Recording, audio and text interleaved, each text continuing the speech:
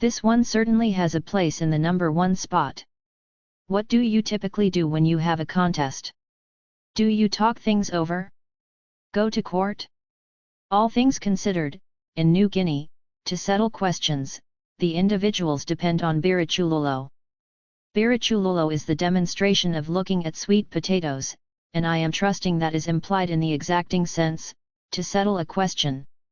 The nearest we go to that in English is too impolite to even consider posting on listverse, yet it is additionally includes contrasting something also molded. Ilunga is a Bantu word and, in 2004, it had the sole qualification of being picked as the universe's most troublesome word to interpret. In Bantu it alludes to an individual ready to misuse the first run-through, endure it the second yet never a third time. In any event, attempting to think about an English word that intently looks like the importance of this damages my mind, so I won't trouble attempting. The nearest short sentence I can consider in English is lenient to a point.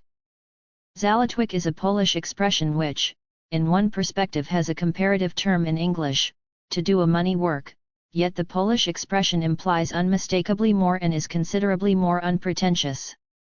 Zalatwic is the utilization of companions, payoffs, individual appeal or associations with complete something. This was especially helpful in the times of socialism, as it was simpler to get something you needed through cleverness instead of authentic methods. This is a word that ideally not many of us would need to utilize.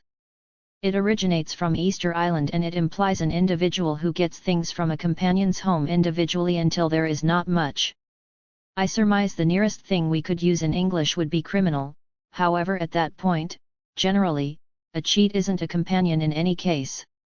Maybe this is an especially basic issue in Easter Island.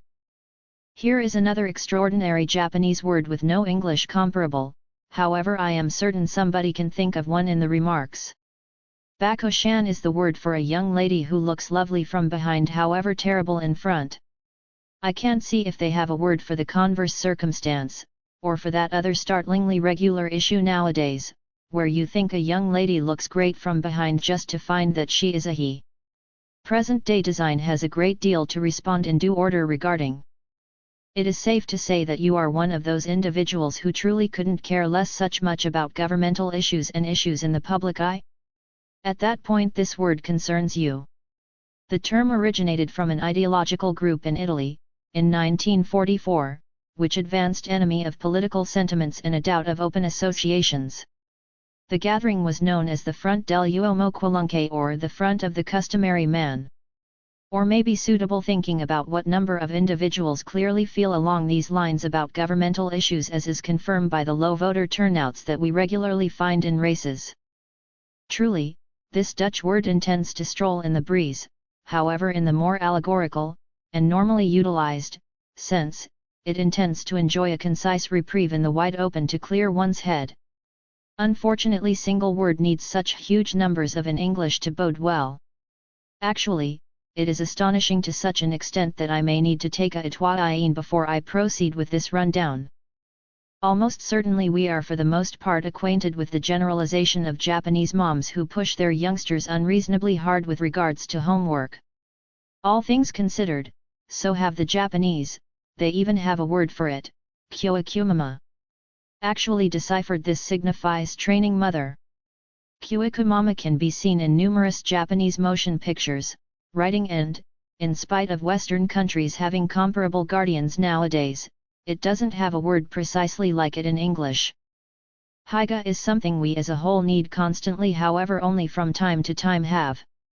It is a Danish word meaning a total non-appearance of anything irritating, disturbing, or sincerely overpowering, and the nearness of and delight from ameliorating, delicate and alleviating things. It is particularly connected with Christmas time, barbecuing Danish wiener on long summer nighttimes and lounging around lit candles on a stormy night. What a stunning word! This is our warm-up thing as it has showed up on a past rundown.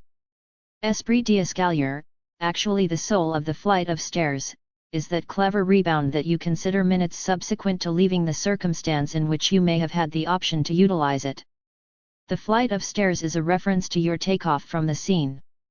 This is an appalling thing to experience, and more often than not we don't get an opportunity to state the sharp thing we think of. Presently, somebody simply needs to coin a term for the individual who is shrewd to the point that he generally says the best thing, as a matter of course.